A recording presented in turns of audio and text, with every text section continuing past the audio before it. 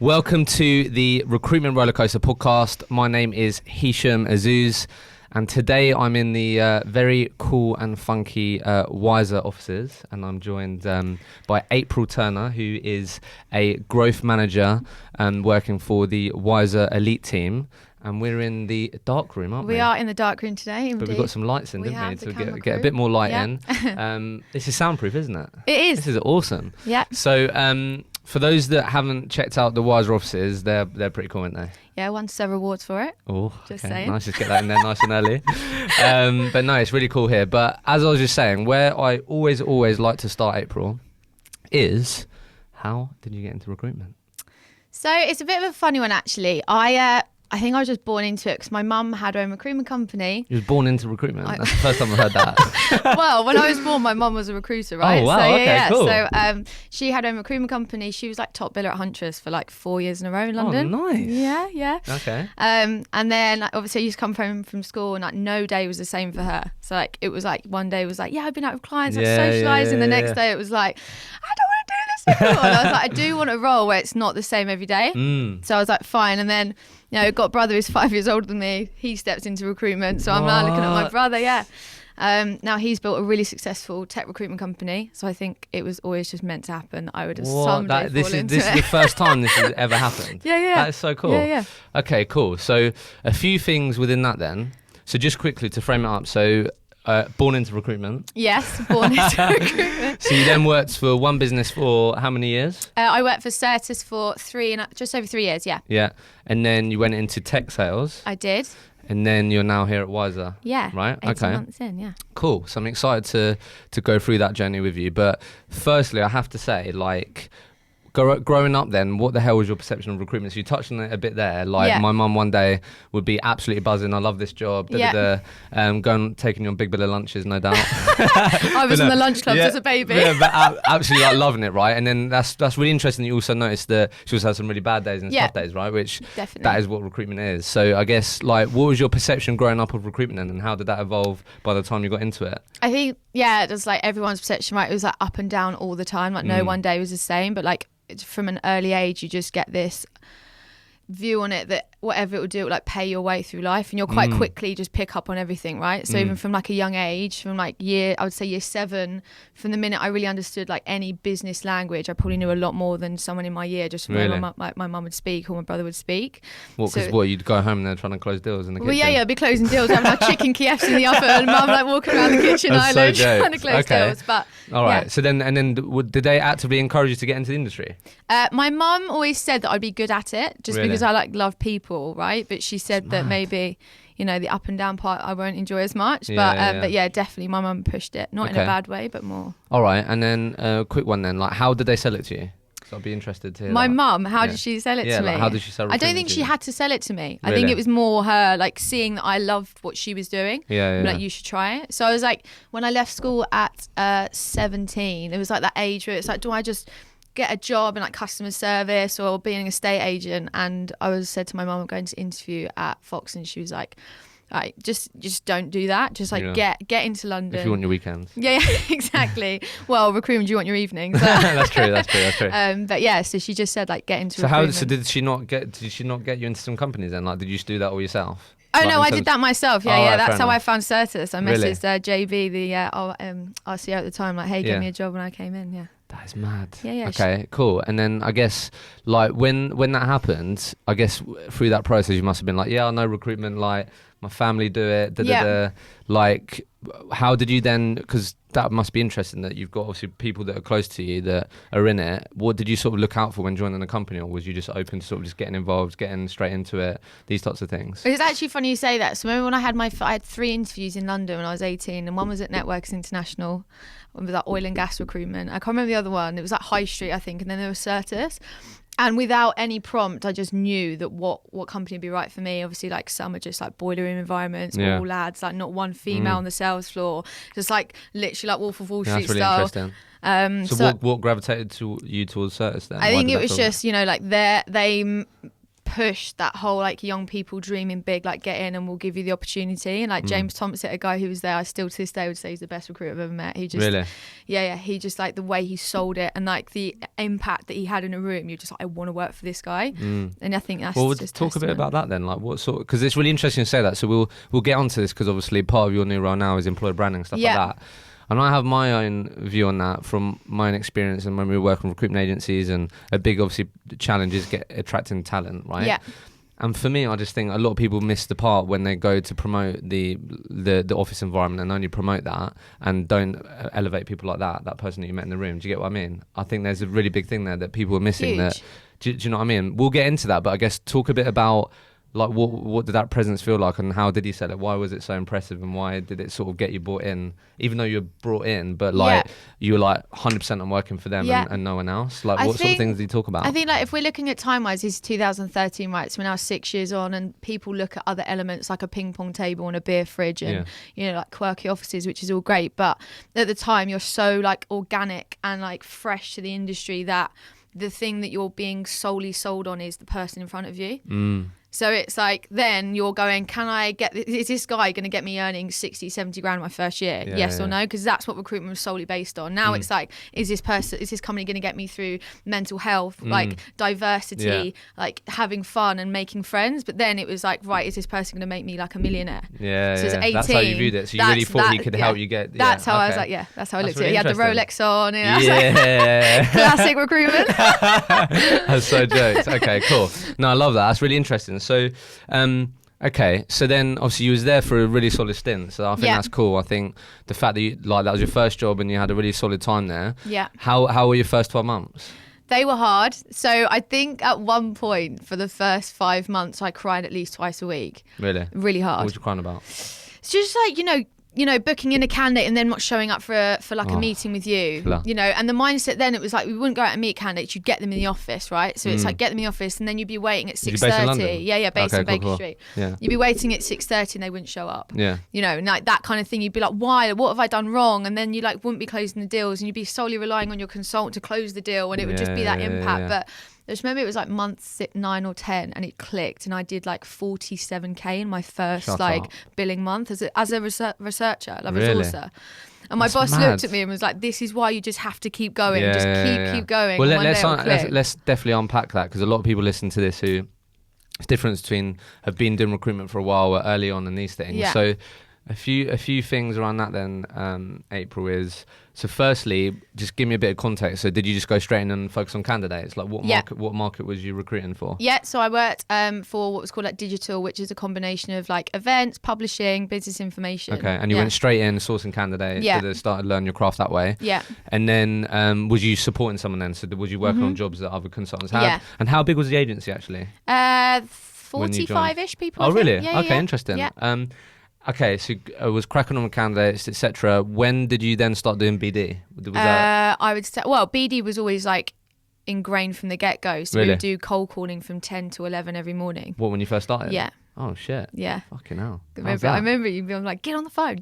Really? You'd be like, you'd literally be like picking it up. Oh, hello, Barbara. That's so jokes. Okay, cool. So how long did it take? So you said you had that huge month. Yeah. But like leading up to that, like what went on? You said you was crying twice a week. Like, did you bill much? Did you not bill at all? Not really that much. I think like the most I'd probably done at that point was like 7.5k, so just over threshold. So it was never really enough to see. What, like as in per month?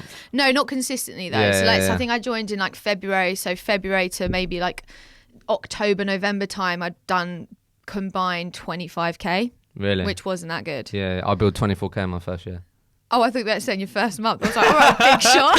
I'm very open about that. What were you doing? Mate, I was smashing the phones. That's exactly what I was doing, yeah. I think you were making coffees, mate. No, but totally take that. But I guess why I'm interested in understand that is like you mentioned there that it clicked. So I guess leading up to that point, firstly, like, so you said a bit about people letting you down and these things. Like, was there anything else in there that like was just causing this emotion to be like, was you doubting yourself, and was you like just not understanding why it wasn't working? Well, what it's you're doing like in the first time you've ever really been in an environment where you have to do something, right? So one thing I always say is they don't teach you enough at school is like really how to, adapt to working environments, or get your head down, or be consistent, phone or don't get distracted. So you've gone from running around in a playground like selling cookies from Sainsbury's and not really having any responsibility to actually going into a working environment where you've got a 50-year-old guy telling you to get on the phone. So it's like, I don't even know what I'm good at. I don't know what I'm doing. Mum's telling me to do this job, and I'm like cold calling, and I'm trying to get through that past these gatekeepers. And it's like, what am I doing? And I'm seeing these people that are successful, but I'm not getting there. Why am I not? And I think the biggest problem that people have is that they want it now. Yeah. They think they can get in, just get on the phone and make money straight away. And that's quite honestly not the reality. Sorry for those that think it is. No, I think that's really well put. So I guess what made you get through that then? Like, so I guess that month must have been a huge moment for you. Like, that was fucking it. hell, I can honestly, do it. that was it. But like, what? Because a lot of people would have quit. Like, if they're going home, if their mum wasn't a recruiter, right, they're going home, and April's coming home and she's crying.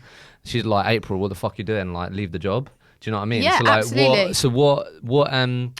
What helped you get through that? I guess obviously knowing what your mum's achieved in her life and these things helped, but like what helped you get through those times, which no doubt I'm sure you felt about quitting and these things. Like what helped you get through that? I think fortunately for me, I could go home and mum would be like, look, you'll just have these days. So that helps, right? Because if you've got a mum who's like a nurse, she'd be like, what on earth? Like, this is not normal. You shouldn't be this up and down in your first 6 months. But I think sometimes when you have those moments, even if you're 6 months in or even now like 6.5 years into your career in recruitment, you know, just have those moments where you just think like, what am I doing this for? You know, you just think like, right, is it the big shiny car or like the detached house and the Rottweilers and the family? Or do you want to just do it because you just like, there's an element of the job that satisfies you? And honestly then, I'm not kidding you, and I have it to this day, if you can chat to someone on the phone and listen to what they want and find them a job they want, it is so rewarding. And I just had these pile of candidates that I just kept placing and that's when I did the month, like nearly 50k month, and they all, honestly, it was like recommendation on LinkedIn, thank you April, thank you found the job of my dreams, and half of them are still in the same company 6 years on. That's wicked. So it's that feeling, it's like that's what you're doing it for. So what you're saying there is you tapped into, obviously I liked the idea of the Rolex, but why am I actually doing exactly this? And I don't think enough people are taught that. As recruiters, we're here to consult, and we don't get taught that from like the offset. Yeah, for sure. I think I released an episode with a guy called James Dean, and we sort of both agreed, because I had this like he said like the biggest thing that he learned was not to like stop being a yes man. Yeah. I don't know if you had that experience that where like basically that transition of being a consultant, you start off like if a client says, yeah, not sure about this guy, blah, blah, blah, like, yeah, okay, yeah, I understand, and then on to the next thing. Do you get what I mean? Whereas as you get better and more confident, more consultative. You can question it as well. Yeah, exactly. So no, it's interesting to say that. So love that. So then so I think you just tapped into them, but what clicked then? What are the things that... So you just said that you really listened to what people wanted. That obviously was a key thing, but... What do you think changed for then to have this huge big just month? Having the confidence to know what I'm talking about, because for the first 7 months you're just like an industry expert, right? You think you know what you're talking about, but you don't. But then just the moment that clicked, it was like, I actually know what I'm talking about. I'm enjoying it. People are like listening to me, and like people around you as well, like, April, you sounded well good on that call, and you're like, that's great, and that's when it clicks, and you're like, the confidence bit comes in. That massively helps, doesn't it? Yeah, so I think when you like really back yourself, not in an egotistical or arrogant way, but you're really confident that this person that I'm calling now should be speaking to me because I can actually help them, and I know I'm well informed and I know what's going on in the market. Exactly. Like when you actually truly believe that, it is a game changer. But it's hard. It is hard to get to that point when you're a couple of months in. Oh, of course. So I guess just quickly then before we move on, like if I'm sort of a couple of months in, I know what I did, but like what would your advice be to get more confident in these things? Would it be to listen more when you're on the calls and just find out understand more about your market by listening and asking good questions? You know what I mean? How did you get to be more confident? I think that one thing as like a new starter in recruitment you need to remember is like recruitment consultants are busy. It's 360. It's 360 times 10,000. Do you know what I mean? There's so many parts of your job. And when you come in as a newbie, you're told to like sit with the consultants and listen to their calls, but they're always going to be busier and they might not necessarily think of you first. So as a newbie starting out, I would honestly say nag people. Let me listen. Nag them. Listen to the calls. Go to the meetings. Find champions. Find mentors. Read books. Like do everything you can, because unfortunately, the world that we live in, people are too busy. And whether they're good people or not, you know, like if I've got a 20k pitch I need to go out to, I need to go to it, and yeah. I might have some training booked in, or you know, sometimes you just need to like nag and like make it happen. Yeah. But I'd just round that off by saying, also by you doing that, you'd actually probably be really pleasantly surprised how many people are willing to help. So I'm sure if you're nagging from the right place, that generally you are willing to learn. You'll be surprised how many people are actually willing to help you. Yeah, definitely. Do you know what I mean? That was really interesting. Really interesting first 12 months. Really? That. How much did you build in your first 12 months then?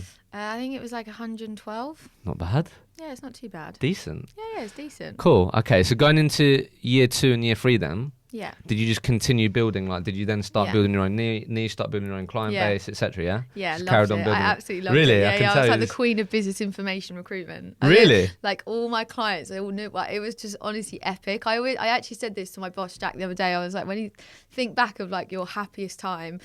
And like I'm absolutely happy now, but you know when you're like 19, 20, you've got no worries other than the direct debit that you're paying for your mobile at the end of the month. My like God. nothing, and you're earning good money. Christ. And I just remember like it was a bit of a big shot. I was walking the office like billing, you know, like I knew what I was talking about. My clients just honestly, I loved it. Yeah, that was my little empire. So 2014 or 15 were my best years, definitely. Really? Yeah. Cool. So let's just unpack a bit there as to like, so firstly, I always get people to sort of be open and honest about how they're performing in these things, because I think that's typically what a lot of recruiters lie about, right? If you were to go on a night out right now and be like, yeah, I'm a recruiter, yeah, okay, how well are you doing? Yeah, fucking great, mate. I can go find out how to build 24k in 1 year. Do you know what I mean? So like, how did you continue? Exactly. Did you continue to like increase your billings? Did that go in the right direction? Not necessarily. Really? I think one of the biggest problems that I have even now is to be consistent. Really? Yeah. So it's You're like, only good as your last month, isn't it? That's exactly the hardest thing. It's so hard, right? And if you go on holiday for 10 days, and your month's screwed. So you have to like pre-plan almost. Yeah, I'd definitely say, you know, annually I'd always hit target, but I'd have months where I did like 3k. Really? But then the next month would like make up for it. Yeah. Because I've got this thing where I honestly believe it to this day that you should never work hard, work smart.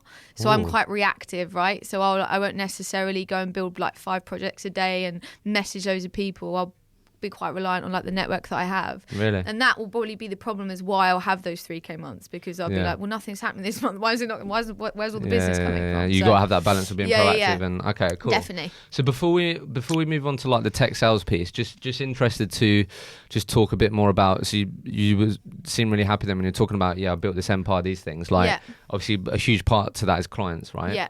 So like let's talk a bit about, so the most common thing I get asked about is business development. Yeah. So like as you continue to get more confident and speaking to the clients that you can help, like how did you go about building that empire? Like what are some of the key things that you learned and what you got better at, would you say? I would think just like making the most of candidates, like questioning where they're interviewing, who they're meeting. And then you just like start to build a picture in your head of like who's hiring and what company and what role they're hiring for and what candidates they want. And then those candidates start to talk about you, and they're building your brand for you. So that by the point you're doing business development, it's not really hard cold calling. It's like you can be like, hey, you know, like someone mentioned your name the other day, they said you were hiring, or I'm working with X at this company. So you got in that way. Yeah. It's just having like smart conversations, really. What do you mean by that? Not going at it from an approach of like, I need to do 60k this month, I need to get on the phone and like cold call. It's, you know, every person you meet, you have no idea who their network is, or the power that they have, or who they met an hour before they met you, or what their situation is. So just chat to them like humans, and then they'll start to like let things go, and they'll be like, I met with Terry at, you know, XYZ, he's hiring for a BDM, and be like, oh really? And then you just start to build, honestly, it's like building a little empire, and you start to know who's hiring, where they're hiring, what level they're hiring, how much they're paying, if they're using agencies. And then by the time you go and have that conversation, that cold call or that first prospecting email, you've got a picture of what's going on. And then they're like, actually, this person's fairly switched on. They know what they're talking about. Yeah, I really like the way that you put that. So if I'm a recruiter right now and I'm not having smart BD calls, how do I start doing that? Because that makes complete sense. But like, a recruiter's world is quite chaos. Do you know what I mean? Yeah, so like the way that you broke that down now, I really liked it. But how can I start doing more of that? So it's ask better questions from the candidates, make the most of that.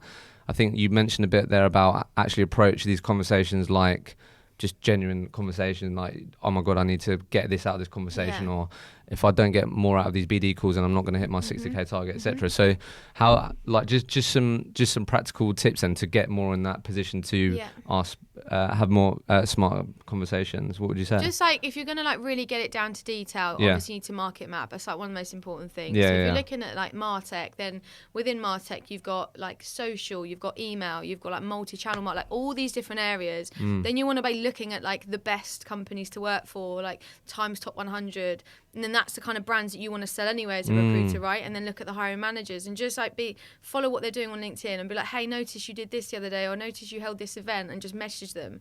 Doesn't need the first message or interaction you have with a prospect doesn't need to be to sell your services.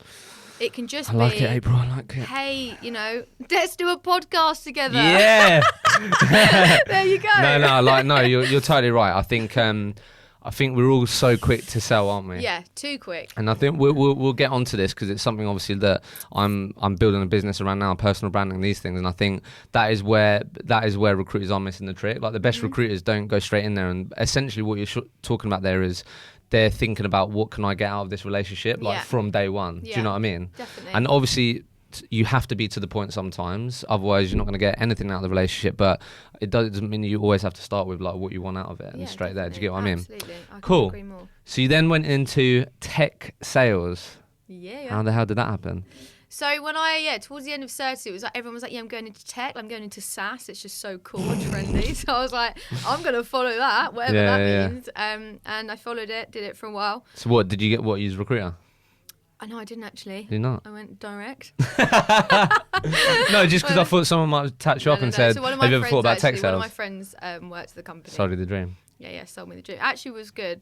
So what, just give me a bit of insight into that. So like, what type of tech solutions were you selling? It was at the time like programmatic. So you can call it tech. It's like ad tech. It's campaign led. It's not like software sales. Okay. Your face what does that mean? Confused. Yeah, what the hell does that mean? Come on, speak my language. It's like the automated way of buying and selling like media online. So it's like you go onto the Daily Mail, right, and you've been doing some shopping at JD.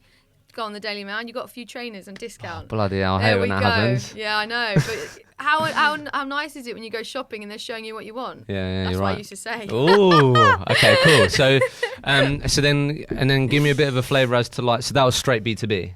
Yes. Okay. I sold into recruitment. So, oh, really? That's what I was going to say. So who was your client base? Yeah. So I sell into like Trinity Mirror, right? So or Total Jobs. Okay. So if you were looking for jobs and then you left Total Jobs website, we're going like shopping. And then you get hit with Total Job ads. Yeah. It'd be like, hey, you just looked at this BDM role. Yeah. What, so your typical client would be like people like Total Jobs? That's how I came across Wiser. Really? Yeah. I was selling to Wiser. What?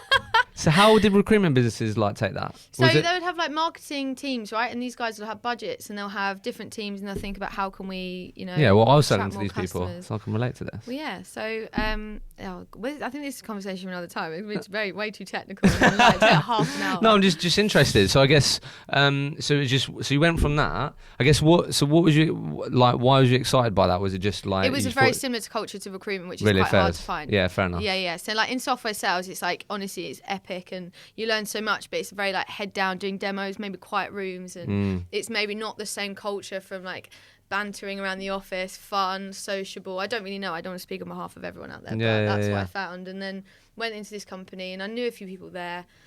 Pretty sweet. It was growing and I really wanted to work for a big brand as well. Really? V were like 1,000 people. So going from like a 50-man tech recruitment company to 1,000 employee business. Why did you want to work for a big company? Because I always think it's good to have a mixture of both. Because if you've got exposure to the CEO in one company, right, but then one day you've got to go like jump through hoops to get anything done, it's good to have that balance and know what you want on the back of it. Okay, so before we get into when you joined Wiser then, just on that point, because I have mine experience of that. I went from a big insurance company to then a small independent insurance broker, had direct access to the owner, and then went to an agency of 8 people where I sat next to the owner of the business. So you mentioned that it's good to experience both. Definitely agree. What would you say? And obviously now working at Wiser, you can obviously include that as well. What's been sort of your thoughts on the pros and cons of working for a bigger company to a business where you have direct access to the owner and your experiences there? What would you say? Yeah, definitely like the whole jumping through hoop thing. Like you don't really have exposure. So my preference is always a smaller company. Yeah, so I know. in favour of smaller companies, but I think just having exposure to like the view of the business and where it's going. So it's like at V, it was really hard to know any day like what was going on, if it was good or bad. And obviously the result of it, like we all got made redundant. So really? yeah. And then I guess also with that is like when we were saying earlier about like tapping into like why you're doing it, it's a bit harder to understand that. Do you know what I mean? It just feels a bit more like, well, yeah, it's my job, but like I've got to sell this, but there's a bit less why behind it, isn't there? Absolutely. Okay. Anything else to add to that? I feel like there could be a few more takeaways or not. Like, what's been the big benefits for you then for working for a smaller business or smaller growing business? I think because you're not, like you come in and you have your job title, right? Let's say like recruitment consultant, you have your target and you have your market. But like if the CEO's coming in one day in a small company and like they're having a day where it's like, guys, where are the numbers? What's going on? You really see that like they need it, not in a like, oh my God, we're struggling kind of way, but like you understand why they're doing it. Like you get exposure to their body language, why they're thinking it, why they set it up. So like all of a sudden you get that like spark that comes back in. You're like, yeah, shit, I'm actually doing this for a reason. Yeah, that's a really good point. So it's like getting exposure to that. Honestly, I don't think you can be bought. It's brilliant. You can't put a price on that, can you? No. So what would your advice be to someone that, again, because the thing is, a lot of people, they'll get their first job in recruitment, they might stay in it a year, 2 years, 3 years. Then again, absolutely caned by Rec to Recs because they've got a year, 2 years experience, right? And they're thinking, right, look, there's loads of jobs out there. And obviously the thing is, recruitment is a very high demand skill set, right? Absolutely, yeah. So there'll be a lot of people listening that maybe in a big company, smaller company, growing business, like what do you think? You mentioned two things there, but if I'm a recruiter right now at a bit of a crossroads, I'm like, right, should I join a smaller business? Should I join a big business like Hayes or S3 or whatever? Yeah. What would you be saying to those people? I would definitely say join a smaller business. Really? Yeah. Definitely. I definitely agree with that one. 100%. Cool. So we now get on to Wiser. Wiser. So you obviously you got made redundant. Yeah, I mean, you ran. That's another conversation. Cool, no, that's fine. So literally at that point, we were like, okay, like maybe I should get back into recruitment. Yeah. Like, did you want to get back into it? Yeah, I mean, there was a company that I went for a short period of time. That's not on the LinkedIn profile. Not on the LinkedIn profile. Bit of a bad experience, but Fair enough. There you go. So actually, being quite honest, I took like 3 months off for joining Wiser. I had massively suffered from depression. Whoa, okay, we're going to talk about that. Yeah, massively. Okay. I thought you. Sorry, I thought. Such at the end. Sorry, I thought you were going to say, I went to Bali, I went traveling, and it's No. I wish. I'm still yet to do that. I think I'll do it one day, but not yet. Yeah. Well, we'll definitely. For me, just to let you know, that's a huge thing for me to talk about in an open, honest way. So we'll definitely talk about that. But I guess, so how did you get to the point, just quickly, as to how you got to Wiser, though? Like, tell me a bit about that. So I was selling to Wiser at V, and I came across a fantastic guy who's still here today, a guy called Will Cooper. He's in like the sales team, but I was trying to sell to him, and little did I know he was trying to sell to me as well. And then he messaged me in January last year, was like, hey, what are you doing? I was like, I'm actually looking. So I came in, met Jack Catherall, met Will, and I honestly just loved it. And my CEO Finn, as I walked in for the interview, was like, hey, I've been messaging you consistently for like 4 years and you just haven't ever come back to me. And I was like, oh my God, when I was looking through the messages, I was like, shit, I missed those. Yeah. And that's how I'm here 18 months later, yeah. And so you've been here for 18 months, yeah? Indeed. Okay. As you brought it up, let's talk about it. Yes. So you had a couple of months off. Yeah. What was going on? I just had a bit of like moment where I was like, what on earth is going on? Because when you go from like... And how old was you at this point? 20, what am I now? 25, 24, 23. Okay, 23, cool. Yeah. Sorry, yeah. Go on. So obviously, because I didn't go to uni, I went straight into work at 18. I was like in this fast-paced like recruitment job for like 3.5 years. I was like top biller for 2 years in a row. Then I'm going to Vegas, loving life. Everything was just going really well. And then when you go from like quite quick turnaround in recruitment, like you can turn your months like around quite quickly. Software sales is another beast. It's like 9 to 12 months. Yeah, it's horrible. You know, you need to be really smart and you need to have like real training to be successful at software sales. And then I joined this company and it was just an absolute shitstorm. So you went from like top dog to like it was being nothing. Yeah, basically. Damage the ego. Just started to question myself. Really? Like really did, and I just thought I just don't know what I'm gonna do. And it was just a really... So over those 3 months, and it was a mixture of like, so you went from that whole journey, which obviously must have been tough. Yeah. So then you was looking yourself in the mirror and like, what the fuck's going on? I went like, home working in a pub part-time, walking the dogs every morning. It was so you just lost your purpose a bit? Yeah, absolutely. It was so frustrating. Okay. But luckily, these things happen, so... So what sort of things did you learn through that period then? Because like, obviously you can now clearly, I know it's something you're passionate about. I've seen the stuff you put on LinkedIn and stuff. So like... Yeah. what have you learned through that process of, obviously I'm sure plenty of days where you're like, oh my god, what am I doing in my life, all this, to doubt on yourself, all this, so like what, looking back, which is obviously a great thing, what sort of things did you take from that whole experience then?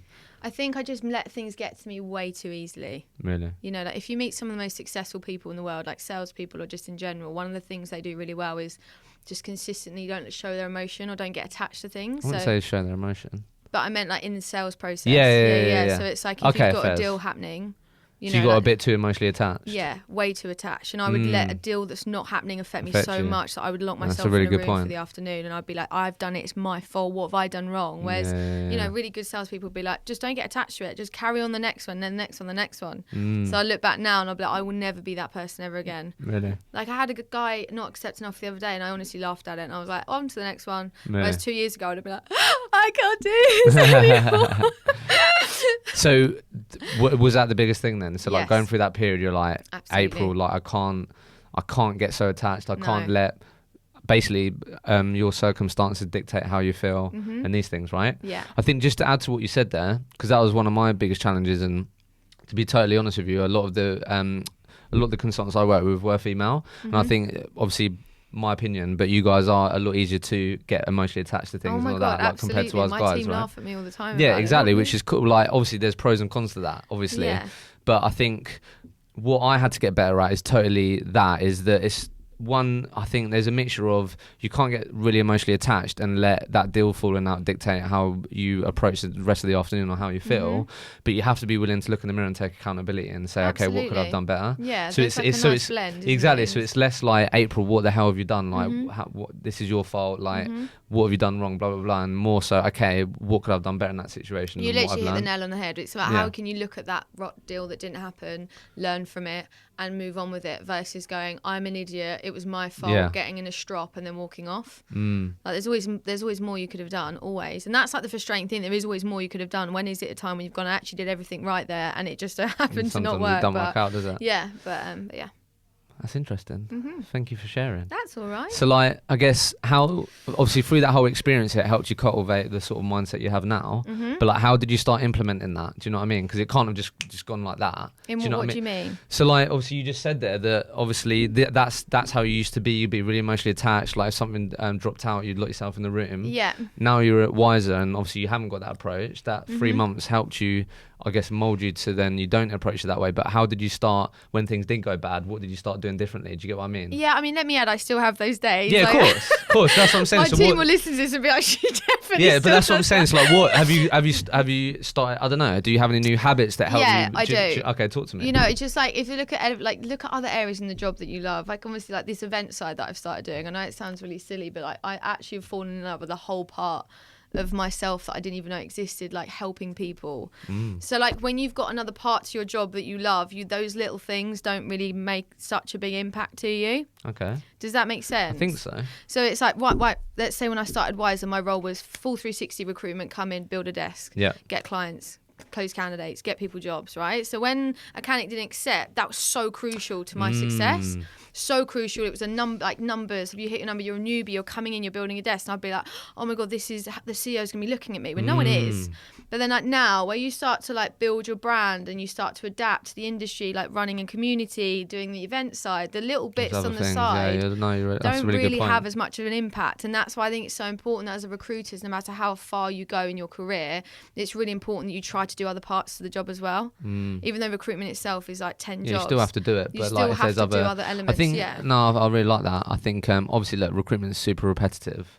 So like, I think as well, if you can, even though it is actually beneficial to what you're doing and it enables it and it helps it, but it gives you something else to think about. That's fair. Is there anything else then? Like if I'm a recruiter right now, I'm going, April, really good point, but I can't do anything like that. Like I wouldn't be supported to do that. Like is there anything else that has helped you react better to those types of things? I think like I'm quite black and white person. Like the people that are sitting there saying I don't have that support, like I didn't necessarily go to Jack, can you give me 20 grand to go and run an event? I didn't have any budget. I didn't do it.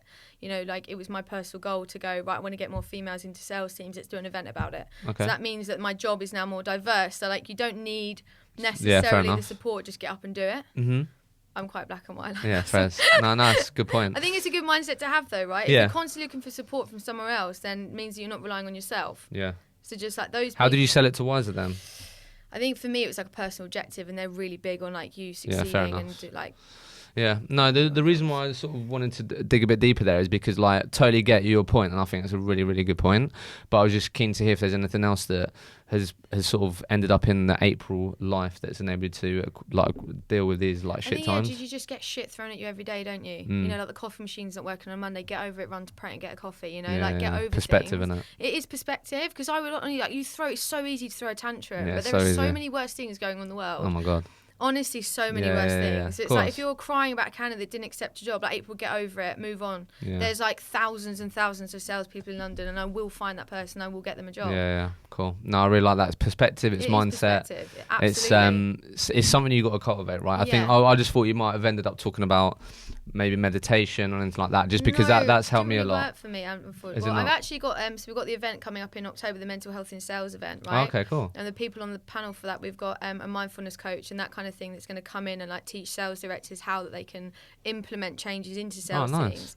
So I'm quite intrigued by it, because I've never really like pursued it, but like for me, like I had therapy that helped me, but for me it's like keeping busy. And that doesn't work for everyone. Yeah, it doesn't work to sit down and like no, for me my mind goes mad, so I just like get in the office, get on the phone. yeah no, fair enough. No, that's awesome. Okay, cool. So 18 months at Wiser.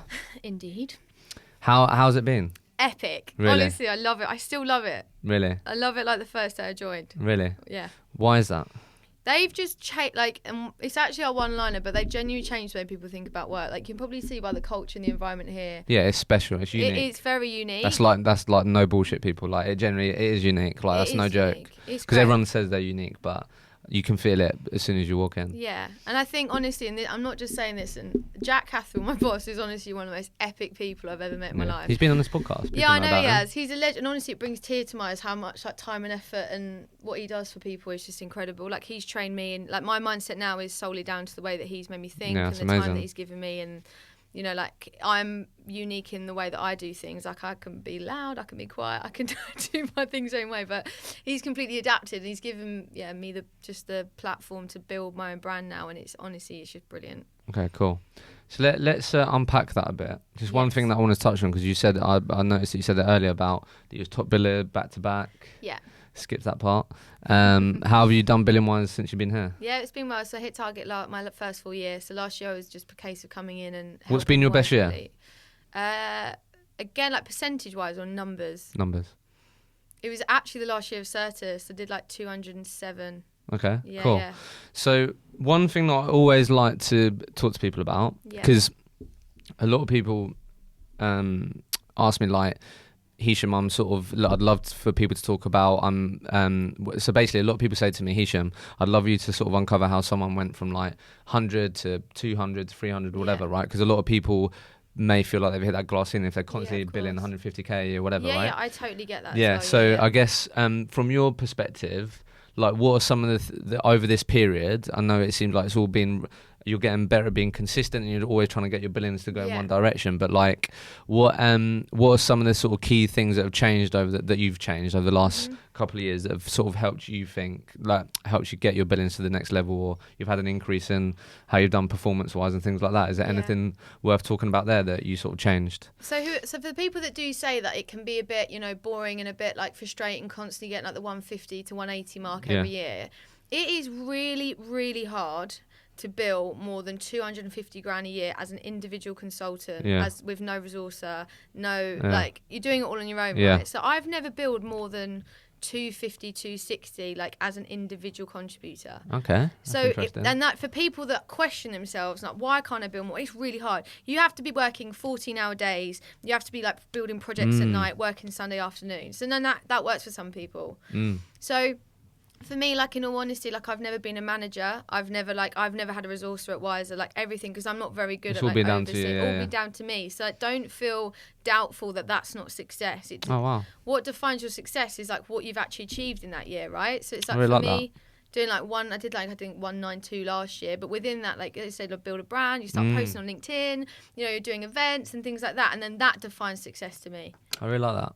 You know, but a lot of directors would be like, oh, what are your numbers? What are your numbers? And like, honestly, like... No, I think that's a really good point, because I think that's a really good point, because I guess what you're also saying there is, okay, so if it is just you and you've built 200k for the last 2 years, like could there be an extra resource? Like, is that an option? Like, have you thought about getting someone in underneath you that can work your jobs and those stuff? That's a really good point. And then also, as you just said, like your success isn't just defined by obviously the end billings amount. I really like that. No, it's not. And I think... Have you been around big billers though? Like, what in terms of like the... Well, yeah, like there's people here that, like Amelia, before she was at Dartmouth, like she built quite a lot of money, but then you also need to look at like the setup and the deal values and the contracts and things like that. Everything is relevant in its industry. Yeah. You know, like doing $500,000 a year, that might be executive search. You've got 10 people working on one account, and then they're all like feeding into like one beast. Like, if you look at the numbers, what of that was your numbers that you build on your own? 24k. What, and I had 5 resources. What I was going to say, what always interested to ask, and then we'll get a bit onto the branding stuff, because we'd love to get your perspective and your experience. What does a typical April Turner structure look like? So when you're doing well, tell me about your day. Like, how's that structured? Because people are always interested in that. Like, talk to me a bit about your structure, because I'm sure that's had to evolve and get better. Oh my God, yeah, talk definitely. To me. I think my structures, and this is probably the worst thing I can say on this podcast, my structure's definitely gotten a bit less structured as time's gone on. Okay. But for people that are starting in recruitment, we used to honestly get in at 8, write a to-do list from 8 to 8:30, and it would be like segmented by how many CVs you want to send, who you want to send them to, registrations that day, BD, and so on, right? Then like 8:30 till 9:30, you'd be like thinking about what clients you want to work on that day. 9:30 to 11:30, you'd just be doing like resourcing, going through job boards, calling, booking candidates in. The minute you book a candidate in, like, you're pretty like satisfied, like, get on with it. And then after that, BD. So like you can go at it like that, but realistically, like how many days of the year can you go in, write a to-do list, right? Get on the job board. Like, job boards don't really exist, but this is like 2014. So what does your day look like now? You must have a bit of structure. Doing podcasts, running events. No, it's different now. So I think, going back to that term I use, like work hard, work smart, not hard. Yeah. You know, like just like reaching out to people, learning from them. Like, we've got the elite, the sales community that we've got now, which is pretty much a job in itself, like making sure the content's there. And so it's quite reactive, my job. Okay. But I mean, you know, people that listen to this have years experience in recruitment, that won't be right for them. It won't be the same because they're still like building their own empire. So how I structure my day is very much based on like what's going to be an opportunity for me to obviously make money. Yeah. But then also an opportunity for me to build my own brand. So you need to spot an opportunity and jump on it, not always be the idiot that's working 20 hours days but not making anything from it. That doesn't really answer your question. No, that's fine. Thank you. No, it doesn't. It's fine. That's cool. So you've mentioned a few times building my brand. What does that mean to you? Personal brand. Personal brand. No, what does that mean to you as a recruiter? Because obviously, when you started and you was 18, I'm sure you didn't hear your mum talking about personal brand. Oh my God, absolutely not. Yeah, exactly. It's a buzzword, isn't it? So talk to me, like what does that mean to you as a recruiter? Like, what does building my brand mean to you? You know, like being able, like I got a message up down LinkedIn, April, your name come up at this event the other day, and you're like, how, where, like where does that happen? It's really hard to quantify what your personal brand means or is like worth. For me, it's just like sharing things on LinkedIn here and there, or just being me. Yeah. You know, it doesn't necessarily mean pushing things out on social media. It's more just like my brand is me. I'm loud. I go with the flow. I have an opinion. I'm pretty black and white. You know, this is my views on things. Happy to like always listen to others, but like that's my brand. And have you always been that way though? Always. Really? I'd say more so now after what happened a few years ago. Now I'm just a bit more like to the point. Okay, no. Okay, cool. So how does that transfer in the online world? I like the way that you put that, because I think that's where a lot of recruiters are missing the part. That's what they're missing, is that at the end of the day, the biggest asset that you have and any recruiter has that's listening to this is themselves. And what you're talking about there, what makes April, right? Yeah. So I guess just tell me a bit about that journey, because there'll be people listening that have heard me speak about it and they know it's important, but they're so scared to put April out there and these Yeah. things. So like, talk to me a bit about the journey of like Yeah. building your brand. Yeah, Do you know of what I mean? course, Talk to me a bit about that. So it all started actually probably like mid last year when we kind of collectively as a company were like, let's kind of test the water with pushing content out on LinkedIn. Okay. So like as consultants. Mm-hmm. You know, and then we were kind of said like, write something online that you know really pisses you off. Okay. But not in a bad way, but like talk about it from an educational point of view. Okay. So put something on LinkedIn that, you know, might educate your network. Mm-hmm. So I was like, right, you know what annoys me is that every client I work with says they want a 2-1 grad from a Russell Group university, and that means that they're going to be more successful than someone that doesn't. And because I didn't go to uni. So I put this post out on LinkedIn and it got like crazy response, like 500 likes or something. And that's before that, all I was doing was like job ads. Yeah. Shock. So it was like going... Shock. That's what everyone one like does. from my boss. How much money did you make from posting about jobs? None. Zero, baby. Yeah, zero. Yeah, don't do that, guys. It doesn't work. Go on. So I put this post out, and then from there, I kind of found my own voice. To be honest with you, Really? Yeah. Because you got a really big win like early on. So what happened off the back of that? You had people messaging you. Honestly, like, it was what crazy. happened? Some people messaging me, and then I tried to like push more and more content out there. And then, you know, the time went on, and then it was more like meeting with. So when funny story, if Nazma's listening, she's a legend. So Nazma's a client of mine, and we actually went for drinks, and she was a bit of a mentor, and she was like, "What don't you do enough of?" And I was like, I don't travel enough, so we just booked flights to Iceland. We went a few weeks later, but then I started to share those stories of like Nazma, my client in Iceland, on LinkedIn, and you know, you just start to like build a picture of who you are, and then it comes natural, you know, and then the events off the back of that started happening. And so when you say it comes natural, you mean being April online? Yes, it did. I like that.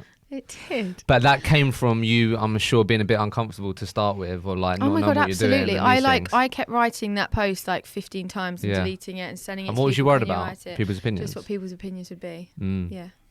And obviously I've got clients in my network, right, who are asking for those 2-1 grads from Russell Groups. So you was a bit worried you don't want to ruffle a few feathers and stuff. But then, you know, you're not going to get anywhere by being soft, are you? Yeah, that's really true. Okay, and then your opinion then. So how long have you been on that journey for, would you say? I started that probably like summer last year. It's about a year. Okay. Yeah. First question I get is, okay, how much money is it going to make me? Really hard to quantify unless you spend a lot of time on it.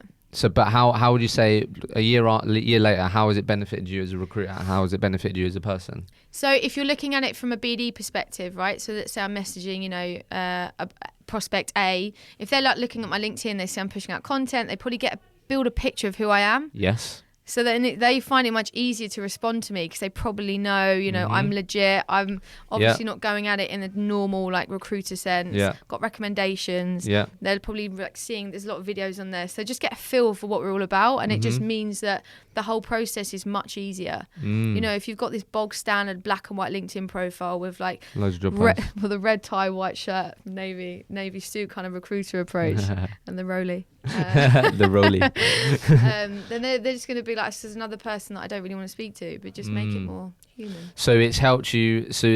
And then what is that converted to? Then people talk about that when you speak to them on the phone. Absolutely, all the time. So that's the big thing. Yeah, recommendations, referrals, happens. No, I really like the way that you put that because I think generally like that is the secret to it all, which isn't that much of a secret if you get what I mean. Because I think at the end of the day, that's totally right. If you're sliding into my DMs, right? And I'm a tech salesperson. You're probably the 5th person sliding into my DMs that day. Course, yeah. And who do I want to engage with? If I go on April Turner's profile and I know a bit more about April, or I go on to someone about the person you're describing that hasn't shared anything that's relevant to me, or shared anything besides like the jobs. Who honestly, do you know what I mean? It works wonders. I actually had a guy in last night who's like one of those profiles that every recruiter would love to chat to, and I often ask the question, is like, why did you reply to a message? He was like, it was just human and it was normal, and you could see that there was a bit more to a story than sending out a 200-man project on LinkedIn. Love that. Saying that they're going to earn 800 But that's what it's grand year about, one. right? So for me, it's like Yeah, no, honestly, I love the way that you put that, because obviously, one, it's happened quite naturally. Yeah. You've become more comfortable being you. Yes, and like exactly that literally is it. Like that's like, you don't need to overcomplicate it. Like, but it's really hard to start. get into it. Yeah, it's hard really to get into it, but genuinely, it's starting, obviously, isn't it? But I think it is going to be uncomfortable. Like, I remember when I did my first video, like, I was really stiff. Like, it was horrible. Like, I openly share it because it's grim. Really? Yeah, like, it's fine, but I did it about 20 times. It took 20 times to do it. I've got some weird haircut going on. Like, it's just like, but you have to start somewhere. Yeah. And as you said, I totally agree. Like, you gradually just get more confident sharing who you are. And I think the ultimate goal here, this whole buzzword personal brand thing, the ultimate goal here, which hopefully this will relate to you, is if April Turner messages me, if I'm a client or a candidate, and then that process goes from April calling me, or you engage with me, and then we meet, or we then speak on the phone or whatever. The goal here is, wow, April, you're exactly how I thought you was. Exactly. Right? Yeah, I'm sure you've heard that. Absolutely. Right? Yeah. That's the whole goal with this, and that is, if you're a recruiter, that's your biggest asset. That's why I'm going to work with April over Tom down the road, who like doesn't. Do you know what I mean? I don't know who Tom is. Do you get what I mean? Absolutely. Definitely. So everyone wants this point of difference, but ultimately that it's you, and I think cool. So I guess last bit on that. Yes. I know you sort of touched on it, but it'd be good just to get your opinion. So like right now, I'm in recruitment. I'm hearing this, and I'm like, April, I'm so scared.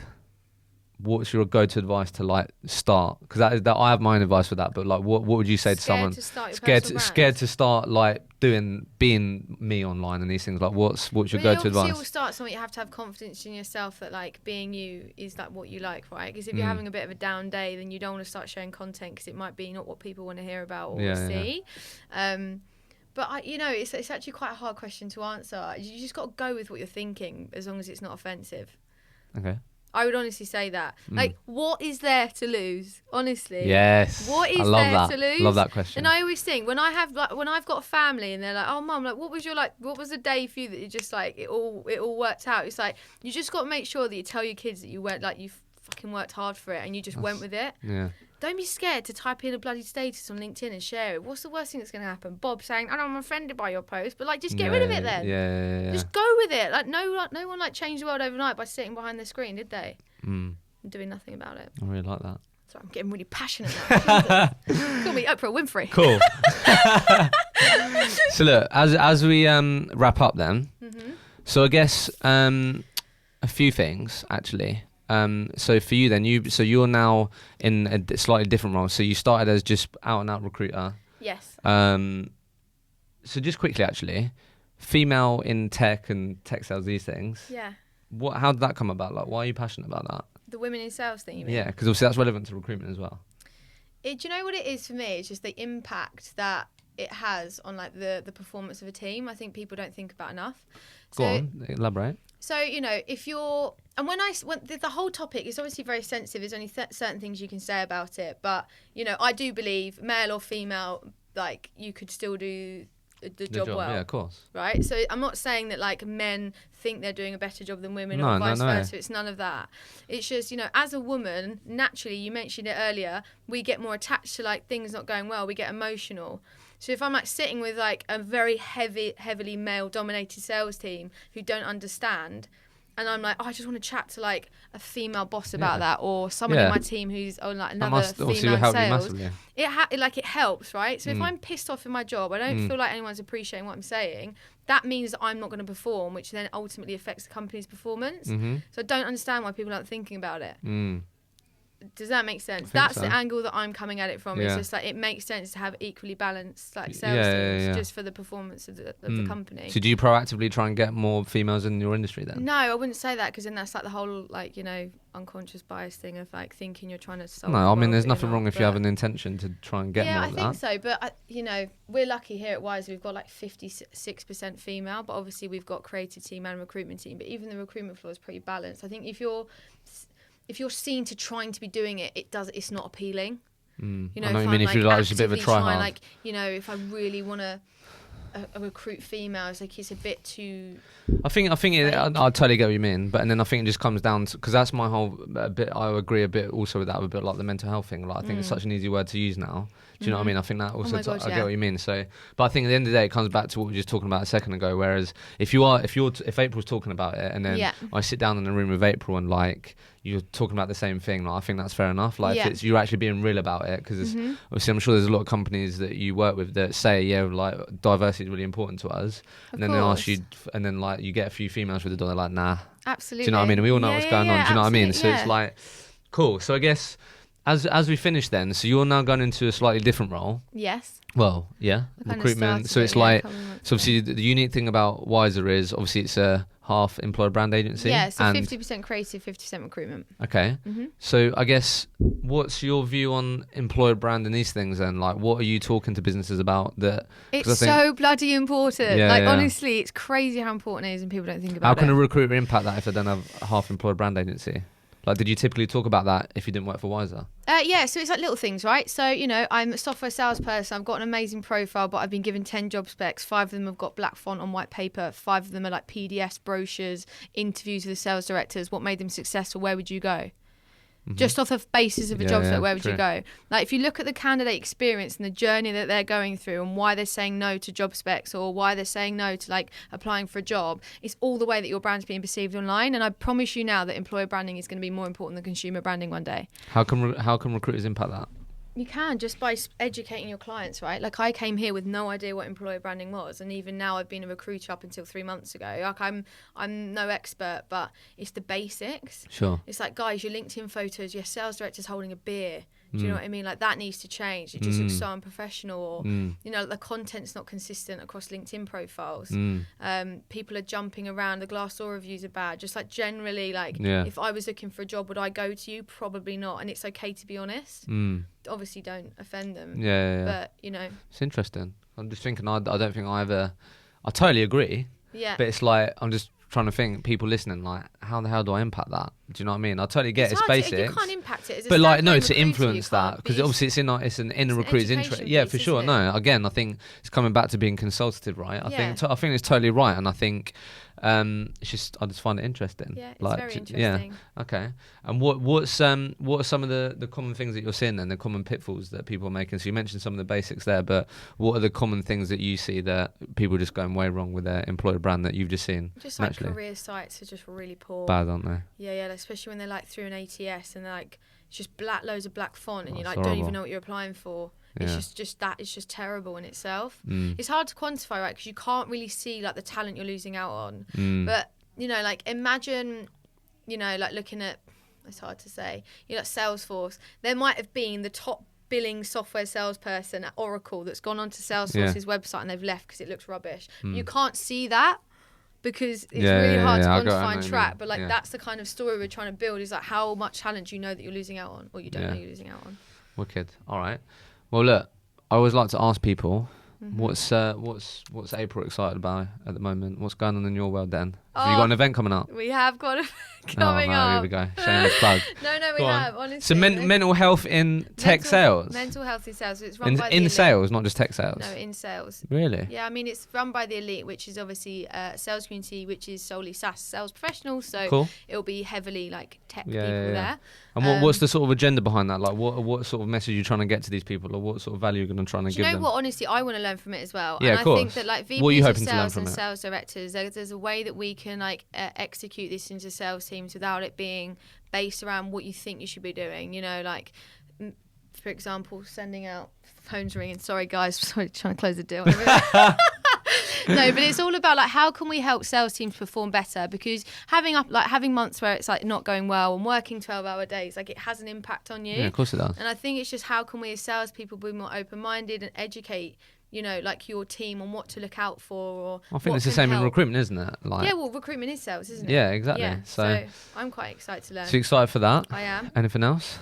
What's coming up? Got Lost Village next week. Oosh, oh, oosh. God. Jesus Christ. No, I'm not nuts, I promise. Cool. Well, no, look, that's amazing. Well, look, I think I've really enjoyed this. I think you've been so open and honest. I think what I always ask people before we finish is one question. Go on. You can answer it with a phrase, just a sentence, a word, whatever comes to mind. So if you could communicate to every single recruit out there, they'd listen, they'd take on your advice, they'd implement it tomorrow, what would you be telling them? Just keep going. Keep going. Good advice, that, isn't it? Keep going. Keep going. Cool. Look, it's been a pleasure. Thank you so much. Thank you very much.